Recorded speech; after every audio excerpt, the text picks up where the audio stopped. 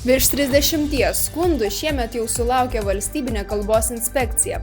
Kai nuo šių metų įsigalioja įstatymas, jog paslaugų sferoje dirbantys užsieniečiai privalo kalbėti lietuviškai. Kalbos inspekcijos vadovas sako, kad šiuo metu lietuvių kalbos mokėjimo kontrolė yra apsunkinta, kadangi reikalauja labai daug darbuotojų papildomo darbo, o administracinė našta tenka ir verslui. Piliečiai besiskundžiantys yra nepatenkinti, nesaugumo jausmo. Su vairuotoju negali susikalbėti, prašo sustoti, pasukti, jisai to nesupranta.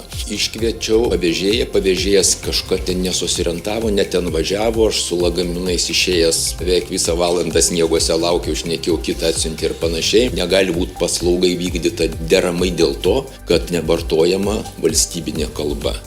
Na, o A2 lietuvių kalbos lygių privalo kalbėti užsieniečiai, kurie parduoda bet kokias prekes ar paslaugas ir kai nuo jų gyvenamosios vietos deklaravimo Lietuvoje praeina 2 metai.